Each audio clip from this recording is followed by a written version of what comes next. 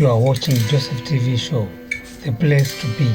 When I travel, especially Africa, but it's true in the Caribbean also, Black people are more concerned with their tribe being in control.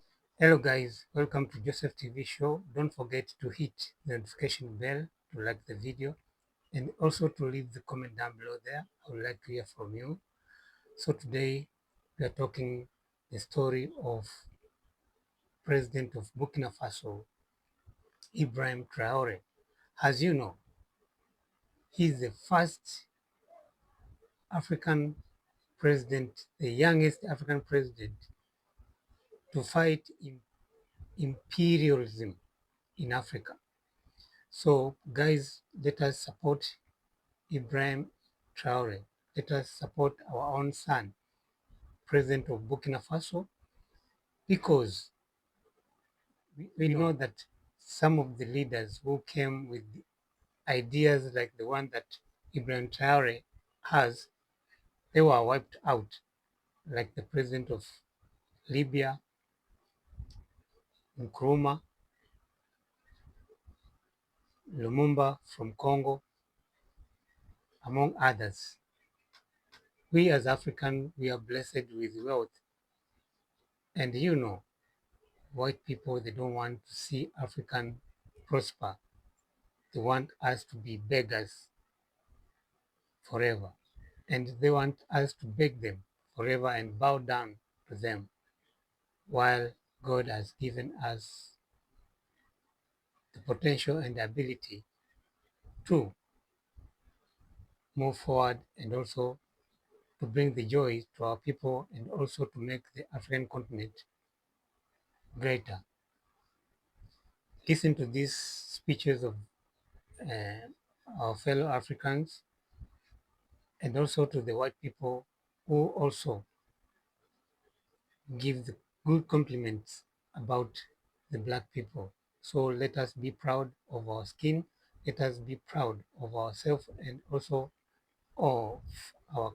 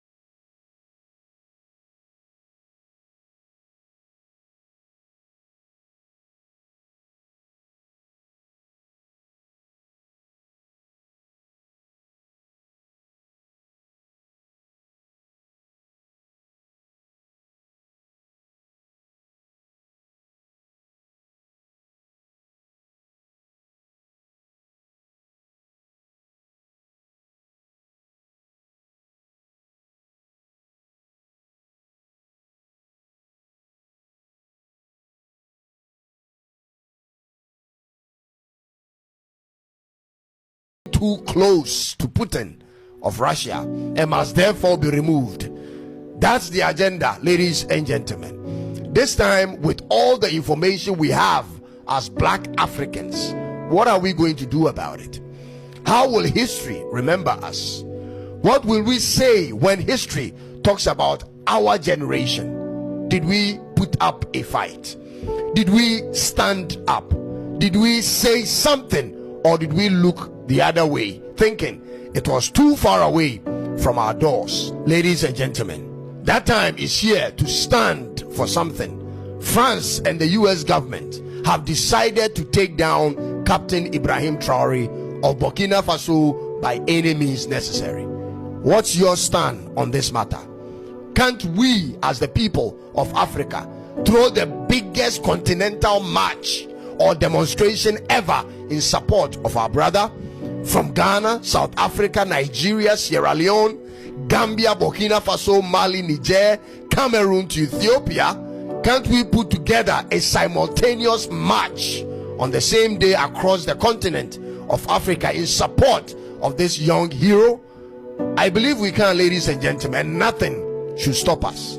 And I believe we can start discussing this in the comment section if that's something you would like to see. General Langley, I see that you are making waves on these social media streets, okay? Burkina Bay people have sent me to give you a message. They said they are very, very happy with Captain Ibrahim Traore.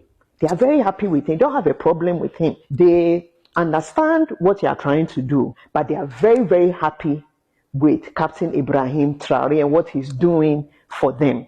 So I thought that I would send you this message in case there was some misunderstanding. Captain Ibrahim Traore also kind of understands why you threw him under the bus and it was you, because when he took this mission to free his people, he knew that based on history and based on what the West have done to their leaders, including Thomas Sankara, he knew that they were going to send you. So we were aware that you were coming. I just want to give you a little tip and a little side note. It's not only Burkina Bay people that are happy for him. In fact, the whole of Africa have sent me. Yes, this is a very risky thing you are doing. Look, Africans are very, very happy with Ibrahim Traore. To them, he's a hope of Africa. So I just thought that I would whisper this in your ear. That next time you go in front of your masters, I have a list of people that Africans have sent me to let you know that you can go after those people. But my brother, you know that in America, we are second-class citizens. Why you for do that? And Captain Ibrahim Traore, you know, the system that makes us 3/4 of a human being. Say, you know what I'm talking about. The system that makes us 3/4 of a human being. The only way we'll get out of it is if Africa unites. Okay? Right now, the Sahel people have united. And as Africans in America, African Americans, Black Americans, our respect is tied to the freedom of Africa. So, my brother, make you not do that.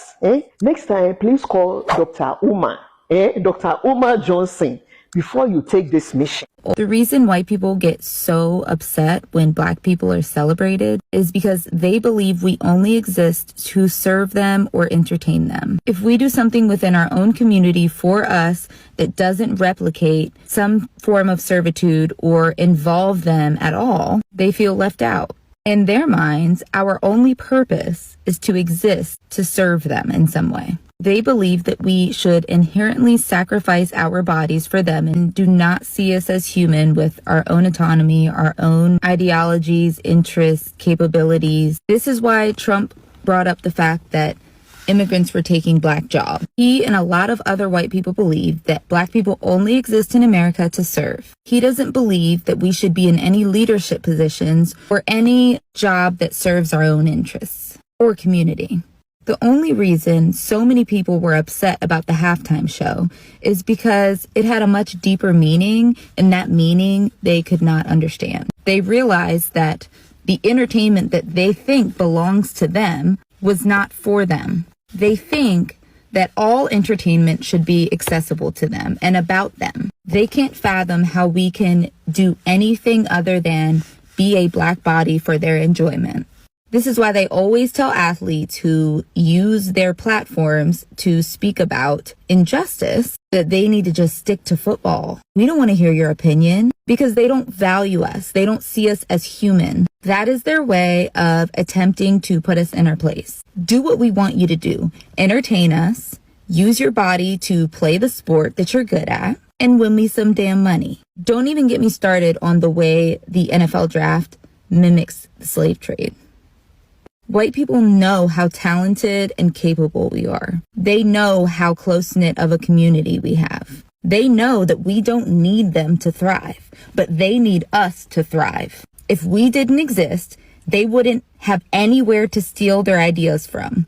And they wouldn't be able to keep up with the constant demands of life. They expect everyone else to do it for them. A lot of white people only want us if they can profit off of us in some way. Anything that the Black community initiates for ourselves offends them because this idea of white ownership is not at the core of what we do. They hate that even though we have to work 10 times as hard as them to get in some of the same positions of power and influence, we always do the job better than them every single time. IMF, World Bank, all other institutions, they make African countries jump through hoops. Loans will never be able to pay. The US, when they borrow money, they're getting it in 1.5, 1.9 interest rate. Africans, when they get the same amount of money, they're paying 9, 10%. The people who don't need a break, they get a break. The ones who need a break, they don't get a break. The sheer survival of the World Bank, IMF, is based on the fact that African countries and many other developing countries do not succeed. Their success is based on our failure. That has to change. And guess who can make that change? We, the children.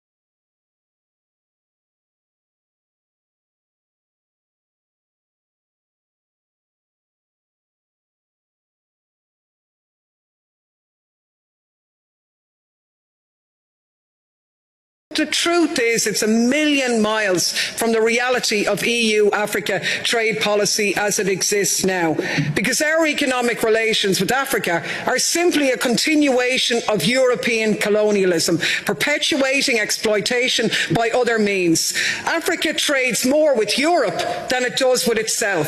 It's portrayed as a poor continent, but actually it's the richest. It's just that the people there are denied the fruits of their land and their labour by unequal economic relations, by unfair trade rules, by illicit capital flights into the Western banks, and by multinational corporations allowed off the leash by Washington, London and Brussels. I don't think you'd have to be a genius to know that the last thing the Horn of Africa needs is more foreign military bases, more weapons and more European meddling. What we call our strategic relationship isn't about human flourishing, it's about the EU's ambitions as a superpower. There's now a new great game in the Horn of Africa. Greater and lesser powers are pockmarking the place with military bases. France, the US, China, Germany, Japan, Italy, Saudi Arabia all have a presence in the tiny area of Djibouti alone. Mercenaries are swarming in from all quarters. The entire region is being militarized. War is in the air.